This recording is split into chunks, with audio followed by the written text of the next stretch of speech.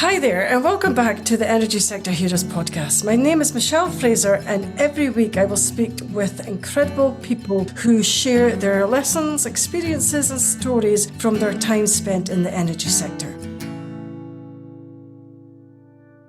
Hi there, and welcome back again to this week's episode. If you're new to the show, then please take a second to subscribe, and you can even consider sharing the show with one other person. This week, I am joined by Vered Shwartz. Vered is an assistant professor of computer science and a specialist in natural language processing. Vered, would you like to introduce yourself, please? Sure. Yeah. Hi, Michelle. Thank you for having me. As you said, I'm an assistant professor at the University of British Columbia, and I work on AI, specifically on language technologies. Yeah, that's pretty much it. I also recently wrote a book about language technologies and AI called Lost in Automatic Translation. So before we dive into AI, what sparked your interest in natural language processing and AI? It started when I started working on it in my master's. So that was like 12 years ago. I was doing I was doing my undergrad in computer science, and I was really more interested in the more like human-centered aspects of computer science, and specifically really interested in languages and how people learn languages. And at the time, I grew up in Israel. I did my degrees there, so I was not a native English speaker. But we learned in the natural language processing course how to develop language technologies for English. And I was really fascinated because I had this like parallel process of working on these tools and making the computer understand English, but also at the same time improving my own English. And so teaching the computer, to understand vocabulary and the meaning of words, and then later on like phrases and sentences, and be able to generate, well-formed sentences. And I kind of underwent the same process at the same time. And yeah, it's been really fascinating. It's a really fascinating field. It's been especially interesting in the last few years since large language models became popular, and these language technologies are everywhere now. Yeah, they are. I was going to ask you, what is the big misconception that people think, especially students, about AI and ChatGPT? Yeah, so I think the biggest misconception is people treat this like magic, and people treat these tools as like a know-it-all. And I think it's also, partly the fault of the companies that are developing these tools, because they do want to present them as a know-it-all magical tool. And so I think I hear a lot of people saying, oh, I asked ChatGPT something, so it must be true. Well, in practice, these tools, while very useful, they do have several major limitations. The one, probably most major one, is the hallucination problem, which is that they sometimes generate false information. They just make up stuff. And it's not something that has been fixed yet. It's not something that is very, straightforward to fix. And so if you ask it about something that it doesn't know well, it might just, make up something. And if you don't know well that topic, you might just use that false information and assume that it's true because it's written in a very authoritative way. Okay, what kind of things would it make up? That's quite surprising, actually. Yeah, maybe if I go back a little bit and describe roughly like how these models are trained, I think it would be clear to understand. So large language models, or LLMs, they are trained on like vast amounts of text from the web, or really close to like all the text in the web. And what they're trained to do, so this is a machine learning model. So they have like a training stage, and then you can use them. And so when they're trained, they're given like all this text from the web, and they go over the text and they just try to predict the next word in a sentence every time. It's very, very similar to autocomplete in our phone. That's actually based on language model. And if they don't guess the word right, then they're like, being updated so that they guess it right the next time. So over time, while reading a lot of text, they do learn the, regularities of how language works, how, like, what makes a sentence well formed in a language, in English, for example. and also like a lot about like the meaning of the words, and they even learn factual knowledge, like word knowledge from that is expressed online. So when you speak to a model like ChatGPT, it does seem like it has a very broad knowledge about like every topic that, virtually every topic that was discussed on the web. But the way that it works is when you ask it a question, it generates the answer word by word. And it's a statistical text generator. So at every step, it's just trying to predict what is the most likely next word. And so very often, like most of the time, it works well and it draws on the information that it learned from the web, and it's able to, like also, mix and match different topics and do some reasoning and answer complex questions. But it may also, statistically just generate text that is not completely aligned with what it saw on the web. And if there's a question that is a little bit complex or a topic that wasn't exactly discussed online, it often just still generates text that would look like a human written answer that would be helpful for people, but is just not aligned with the truth. I often say to people, like, if the best way to exemplify that is if you have a bio online, just ask ChatGPT to write your own bio, especially if you use the mode that doesn't access the web, because they can now also like search the web, and then it's a little bit more accurate in that case. But if it's just drawing on information that it learned from like reading the web initially, it often introduces some subtle errors. So like someone else might read your bio and not realize that there's some errors, but you know yourself well, so you would spot these errors. Okay, that's interesting. So I often get a lot of graduates ask me, is it okay to use ChatGPT to write their CV or cover letter? I think that's exactly the risk you run into. If I mean, I think I would assume that a lot of job seekers right now use ChatGPT to edit like their initial, like they write the initial draft and then they edit it. And I think especially in the CV, that would be so for the cover letter, it might be a little bit less concerning, but for the CV, it has to be very precise what you put in there. If it kind of like changes the title of your previous jobs, or like changes the university you went to, then it's no longer factually correct. So I personally would not use it for the CV. For the cover letter, I can see why they want it. They want to use it to make it like better, like well formed, better written. So, but in both cases, I would advise that if you do that, you definitely have to verify like the output, and don't just like submit it without reading it, because it might introduce some errors. And also, even if it's not an error, it might, like, if you want like a certain style and the style is off, like after putting it through ChatGPT, then it's always a good idea to, if you use these tools, verify the output before you submit it. Because can you tell whether, because I've spoke to a few recruitment agencies before, and they were saying that a lot of them say that you can tell when anybody has written their CV with ChatGPT according to how it was written before. Is that true? To some extent, I think it really depends on how people use that. So I think maybe in terms of CV, that might be a little bit harder because it's less textual, but I think the letter might be a little bit easier to identify. I think there's certain things about the style of the text that ChatGPT and other language models generate that are a giveaway. First of all, they're very well formed. They're in the context of cover letter for a job. It is appropriate to be somewhat formal, but in other contexts, if you use ChatGPT in like more informal context, then it's a pretty like easy giveaway that it's too formal. And there's certain words that it uses. It uses like big words like intricacies and meticulous. Like I guess these are not very common words in cover letters, but maybe.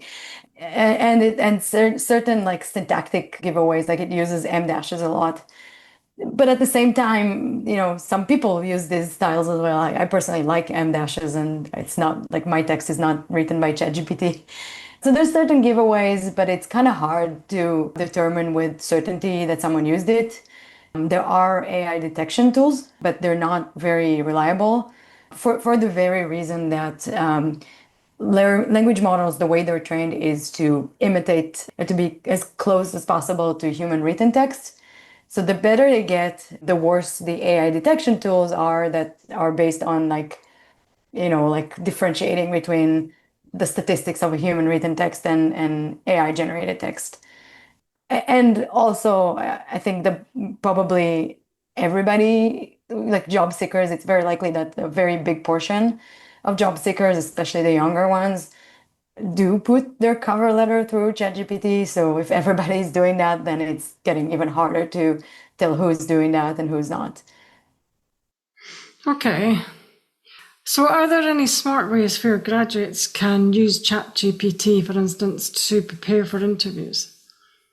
Yeah, I think that it's definitely like something that they can do. Like if you have the job description and you can ask ChatGPT, what questions am I expected to receive during an interview, and how do I prepare? I think that's actually a pretty good use case for that. I haven't tested it personally, so I don't know how accurate it is, and it might be more accurate for more standard jobs. But if it's a very like very specific position with a very specific expertise, it might not know exactly. But I can see that would be a very good use case to do like a mock interview. Okay, because there's no guarantee of what you're going to be asked in an interview. So how realistic would it be to use ChatGPT or any other AI to help you prepare for an interview? I mean, I think it's probably better than nothing. Again, I think it really depends. Like if you're interviewing for a position that's like that requires a highly specific expertise in a very like specific domain that you have like expertise in, then it's probably less. It's going to be less accurate. If it's something that is more standard, it might know more about it. I think because it draws on all the information right online. Then it can actually take, like if someone, previously described their interview for a similar job online, it can draw on that information and then generate questions like for a mock interview. And I think if that substitutes like not preparing for an interview, that's probably better than nothing. But if you do, if you can talk to a person that works in a similar job and do a mock interview with them, then that's probably better. So like a lot of things, I think like it could be better than nothing, but there's no guarantee that it would be good enough. Okay, so it's probably an ideal place to start then. Yeah. And I think a lot of people feel comfortable with it because they're not being judged. They can ask, silly questions. It's not a person, so they don't feel judged. And it's always available. So I can see why it's very tempting to use that. And especially if you think about the fact that some job interviews today are actually automated with AI, then that might actually be a more accurate like preparation for what they're actually going to face during the interview. Okay, but that's a really interesting point you brought up. But are in some interviews generated by AI, the questions and things like that? Yeah, I would definitely assume so. So there are tools that recruiters are using that are based on AI, but I think even for interviews that are, done by a person, I think a lot of people today they use large language models in their jobs. So it's very likely that they would say, "Oh, this is the job description. What should I ask in the interview?" And in that case, if that's actually happening, then that means that people that are preparing for an interview they might actually get a pretty accurate description of what they're going to be asked. So it's an interesting like phenomenon where like both the interviewer and the interviewee might be using AI to figure out what the interview is going to be like. Yeah, I think so too.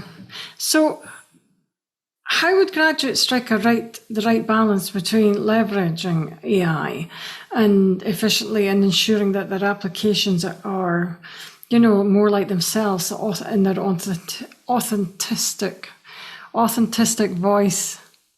Yeah, I think I personally like struggle with that not in a different context, not like in like not seeking for jobs, but because I live, like I have been like writing things and working for many years before these models came out.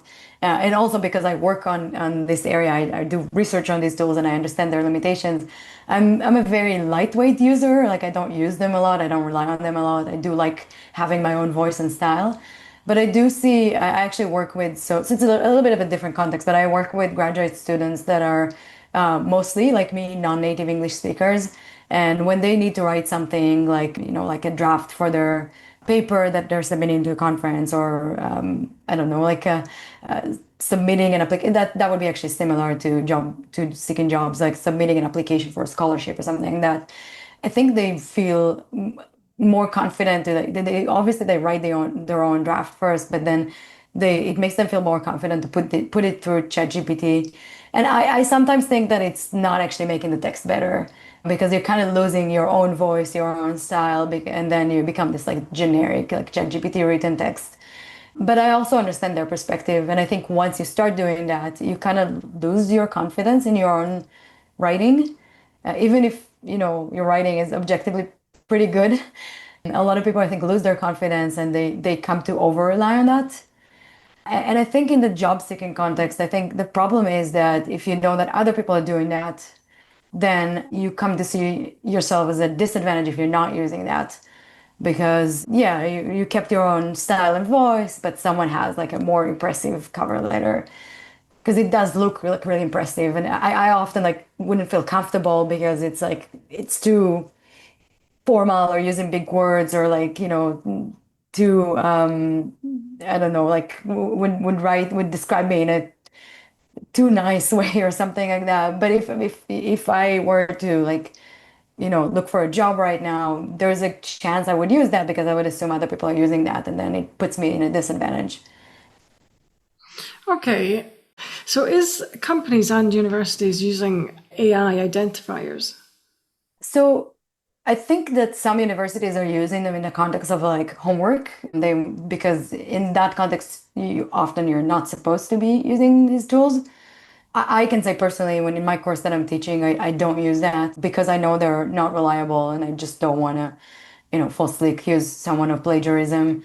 And I, give my students a vague instruction of like, be reasonable. It should be your own work. You could use a language model to, get clarification for the material or, edit your draft. But at the end of the day, it has to be your own work. And but a lot of, I think in maybe courses where that are very heavily based on writing assignments, they might be using detection tools, which is a little bit problematic, but I can understand that. About companies, I'm actually not sure how many of them are using that and how many of them really discourage that. I think if you look at like big companies and maybe even smaller companies these days that get a very large volume of applications, they actually use AI to automate the screening process. So it's not necessarily going to look for cues that someone used the language models to edit their application, nor I think it would actually penalize these people. But do you think that a lot of large companies are using AI to screen candidates? Because not all of Oh them yeah. are. Is a lot of them doing that? I think that a lot of them do. So in my knowledge is kind of like a secondhand knowledge from the tech industry. So I do know that in the tech industry it's very popular, especially for the big companies that they get like, a very high volume of applications, and they don't have the resources or to like go over them, or they do have the resources, but they want to cut the costs. And so they do have an initial CV or like resume filtering screening step which is it's an AI based tool that goes over the resume and like is basically comparing it against the job description, the job ad, and choosing the applicants that are like most suitable at that stage. And only after it goes through to the second stage, you have a person looking at that, if at all, which I mean can definitely allow them to look at the high volume of applications, but it has a lot of issues with like missing out on applicants that are that have a maybe slightly different background, but could be just as good. Okay, but then isn't that just encouraging people to edit, I'll say, edit their CV to the job description that you're getting when you're. Oh, for sure. Yeah. There are actually tools online that can simulate that screening process. So what people end up doing is that they upload their CV and the job ad, and they get a score about how suitable their CV is for that job, and then they can just edit some things. I mean, within reason, like they would make up a new job experience that they didn't have, but they would edit some keywords, highlight some things over others, especially given that like sometimes you have a page limit. So maybe they removed some stuff, so they edit back, remove something else, and rerun this tool until they get a high score, and then they submit it. So there's definitely gamification. There's gaming of the system. So it's kind of like an arms race. And I'm assuming that the recruiting companies that are developing these screening tools are probably trying to catch up with that. And then the tools that are meant to help job seekers are catching up with what the screening tools are doing. So it's yeah, I guess that's how it works. Okay, but then it's going to be really hard for someone that's not using AI tools to apply for jobs. They're just going to be maybe at the bottom of the pile. I think so, yeah. I think there's a lot of problems with these tools that are related to. So first of all, I mentioned specifically because it's based on comparing the job description with the CV content, then it's mostly just like really finding applicants that are very similar to what they described in a job. But as people, like if you have like an HR specialist looking at a CV of someone who is like quite different from what they described in the job, but still has some experience that can be relevant and valuable, they might make that decision to move forward with them, but something that's just based on text analysis might miss that. And more generally, I think the one of the main risks of automating this like job search with AI tools is all kinds of biases. So the CV screening tools, like they could be implemented in a different way. So I don't really have information about specific tools, how they're implemented, but it could be based on just like matching the textual description of the job ad and the CV, but it could also be based on like if it's tailored for like a specific company, then it might be based on like the previous people that they accepted into the job. And I do have an example. It's kind of an old example, but Amazon had this like CV filtering tool that they developed. This was like 2018 that they deployed shortly, and then they had to take it down because they found out it was discriminating against women. And without knowing this tool exactly, like I can assume like a few things that happened were probably first of all, if they did train it on like so basically the question that they're asked they want to answer is who's going to be good at this job. But that's a very hard question to get. If they wanted to train a machine learning model to predict that, they need to get past data for that. But that's actually a really tricky question to answer. So instead of that, they might use a proxy like, oh, who was previously accepted into the job? Not necessarily looking at, how well they did in the job.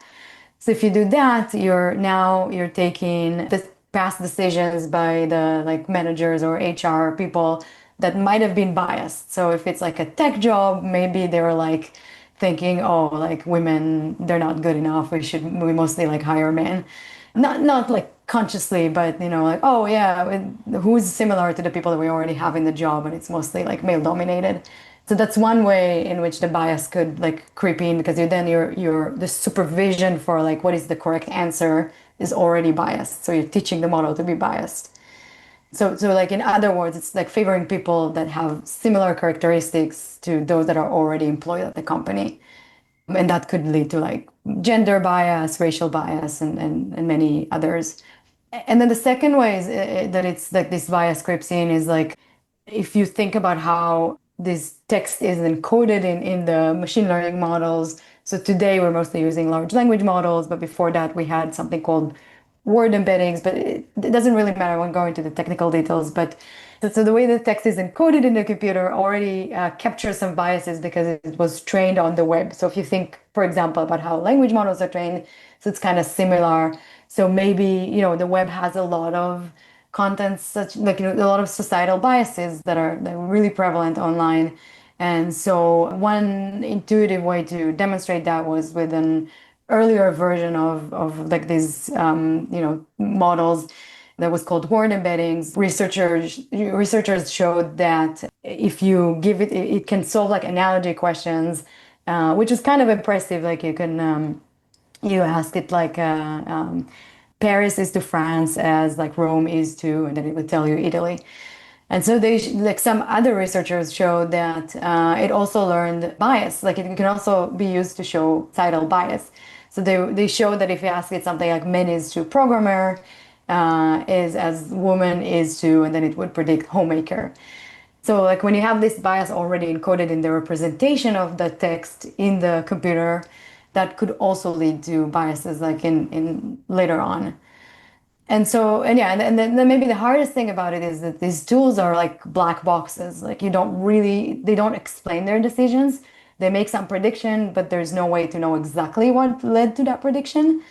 And so often, like without doing a specific diagnostic tool where like you submit two identical CVs, where one of them has like a female name and the other one has a male name, or like one of them mentions even I don't know, like use like the same name, but one of them mentions like a specific activity, I don't know, like a woman only conference or something like that, and the other one doesn't, then you can actually expose that it is biased. But most of the time it would probably just go unnoticed. Okay, but then that takes away the practicality of maybe hiring someone that's going to fit into the team and not really just, because it is important that the person can do the job, but I think it's also important that the person's going to fit in with the team, is going to gel. Yeah, because then they'll be more productive. Whereas if you're just going solely based on AI, you're going to get somebody competent, but they might not be able to gel. So yeah, I agree. I think that if the only step that's filtered is CV filtering, like screening, then the risk is that you're missing out on good applicants that could have been good, but they're just a little bit different from the current people that are being employed. And but I think in that, like, so there's that risk, but then there's still like an interview phase, so that you just move forward with the ones that pass that stage, but there's still an interview stage, and so you can see if like they look like someone who would work well with the team. And unfortunately, I see that recently even this stage is being automated, which is, a lot more surprising to me. I think when I heard that some people have like the interview is completely AI based. Like they're actually, instead of talking to a person, they talk to like a chatbot, like a voice-based chatbot that interviews them, which is, I don't know, incredible. Like not in a good way. I've had that. I have. Mm. I have had that, and I've heard of it before. But is having a chatbot interview quite good, or? I think it's still too new to know. I think that there's definitely something like if I was a job seeker and I got an interview invitation in a company and then no person showed up to the interview and I would have, talked with an AI. I feel it's a little bit impersonal and I feel like they don't really care about me, and like why would I want to work in a company where nobody bothered to even show up for the interview? It feels really impersonal. Maybe once it becomes the norm, like people wouldn't feel that way. And I can see some ways in which it could be maybe better. Maybe you feel less, I don't know, less uncomfortable with the chat, but I don't know. Without having gone through that experience, it's hard for me to tell. But I do think it's too new for us to know whether it's like more biased or like, better, worse in different ways. It's hard to tell. I find it very odd because I'm not used to it. I just recently learned about it. Yeah, I was going to ask you something, because when you're using your AI tools and you've obviously got your own account, does your AI person or tools do they become used to used to yourself and know how you think and things like that. So it Yeah. maybe generates answers that you want to hear more than what you need to hear. Yeah, definitely. I think a lot of people that are heavy users of these tools, and especially the ones that are willing to provide personal information, which I think is most people, they do see that over time that like, for example, ChatGPT starts like knowing them better and like gives them more accurate answers. Some people, I've had the conversation a few months ago with a person that showed up in my office because I do research on these tools. He showed up and told me that he thinks that ChatGPT is like a person because he was having such like deep and meaningful conversations with ChatGPT and it got to know him a lot. And I had to tell him, yeah, I mean, I don't think that's the case. I mean, he wasn't saying it's a person. He was saying it's like sentient. And I said, no, I mean, it just makes you feel that way because you talk to it a lot and it stores that information. It retrains the model on that information. It's like kept in that context of the conversation. And over time, it learns, it remembers things it said to it, and it gives you answers that are more accurate. So it makes you feel like someone that understands you, but it's still just a statistical text generator. But I think it also has to do with, I think I myself, because I know how these models work, I'm a little bit more cautious. I mentioned I don't use them a lot, but even when I do, I try to not give it any like personal information about myself. And like if I use ChatGPT, I try to use the temporary chat, which means that it's supposed to not store any information or train or continue like training the model on my data. And because I know I don't know if I can trust the company, that I don't know if it's still all too new, that I there might be a data leakage. Maybe like I give it some personal information and then it's going to generate that same information to someone else, or someone is going to hack into the servers and get that information. And there was actually a recent case of people who shared their conversation with ChatGPT with their friends. So when you share it, it creates a URL. And so this URL was like not deliberately, but it was indexed by Google. And then somebody discovered that if you Google some terms and you specify that the site that the results should come from is a specific site that is like the beginning of the URL of sharing a conversation with ChatGPT, then you can actually access people's personal conversations. And there was some really personal stuff there. I checked it out too, and there like people were having, like there was a conversation of a woman who was saying that her husband doesn't pay attention to her and like asking ChatGPT to flirt with her. It was like really, really deeply personal things. And I think that people don't think about it when they use these models, and I think it's really tempting. There's always in tech, there's always this like trade-off between how convenient do I want it to be for me versus how much I'm actually willing to compromise my privacy. And I'm definitely, I have my location on my phone, so I do use like Google products, like Google Maps and everything. I'm not careful with that too much, but I'm very careful with language models, and people have different trade-offs. So for the probably majority of people that are not thinking about these risks, they do get models that tend to be tailored for them eventually. Okay, but then is that information shared with other people then?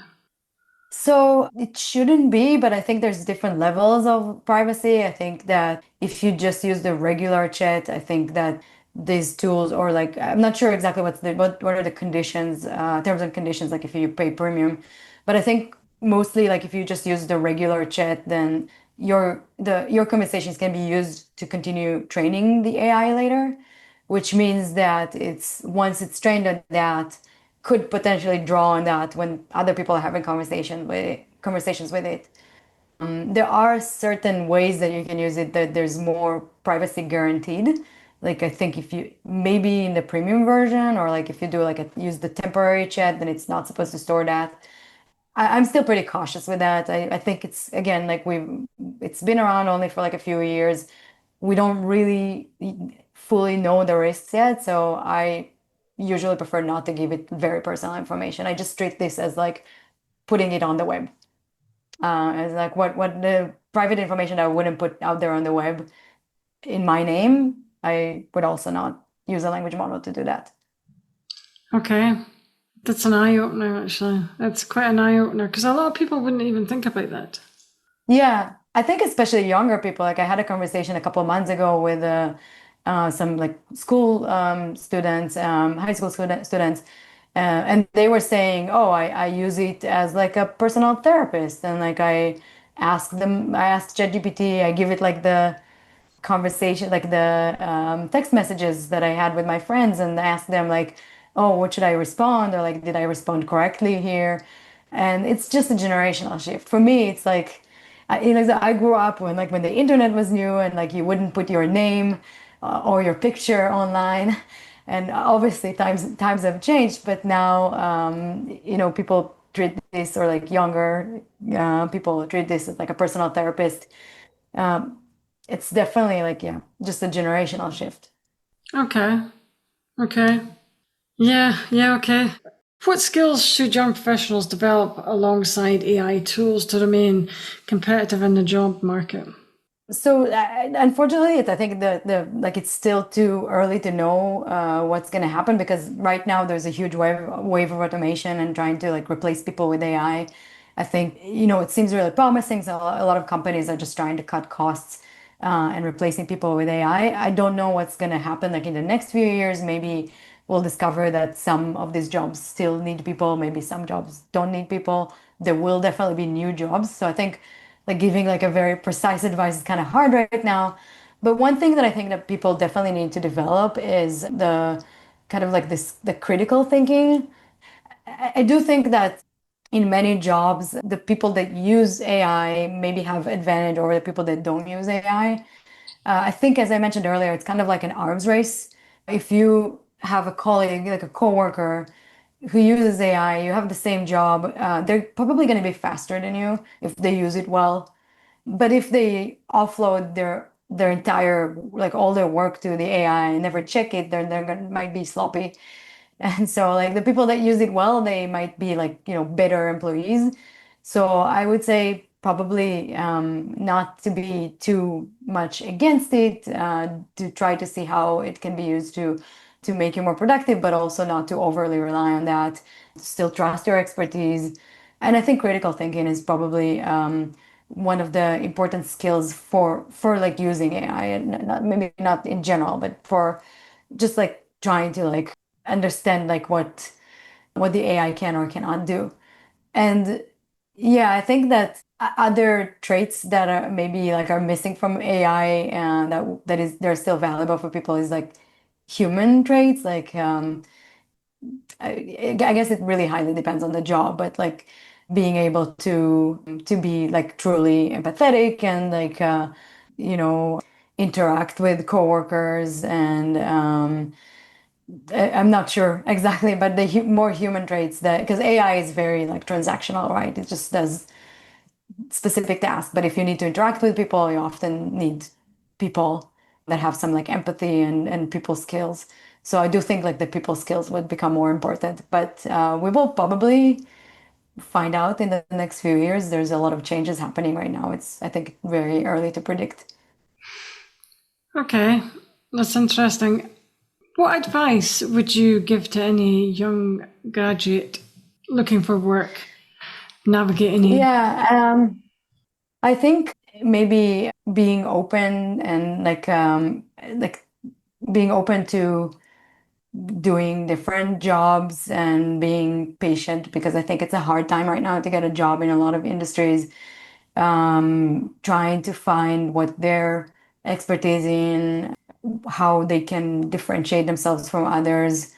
I think going back to the beginning of the conversation, you said like a lot of job seekers are using AI to edit their CV, but if everybody's doing that, maybe you're actually now you're not differentiating yourself from others. So maybe trying to find other ways to market yourself. I think it's more than ever important for people to market themselves and stand out from others. And it's hard, but I think and this is exactly the time where we're like kind of like you know things are changing right now, so it's hard to predict what the future will be like. But I think for them to be like just to be able to adapt to new things and to be open-minded. I think they will find jobs eventually that match their skills.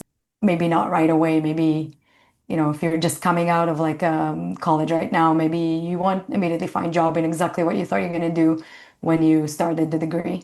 But I think there will be new jobs coming up, like new job opportunities thanks to automation with AI. So yeah, I guess that's pretty much it. It's it's a difficult time, I think. I think it's a difficult time for everybody, actually, to be honest. Yes. Yes, it is. It is. So that's all the questions I have today. I would like to thank Vered for your time. That brings us to the end of another episode. Thanks for listening and see you next week. Thank you. You're amazing. Thank you very much. That brings us to the end of another episode. Thanks for listening. If you enjoyed the show, I'd like to gently encourage you to leave a 5-star rating wherever you listen to podcasts and share the show with another person. You can also follow me on LinkedIn or via my website, www.michellefraserconsultancy.com. Thanks again for listening and see you next week.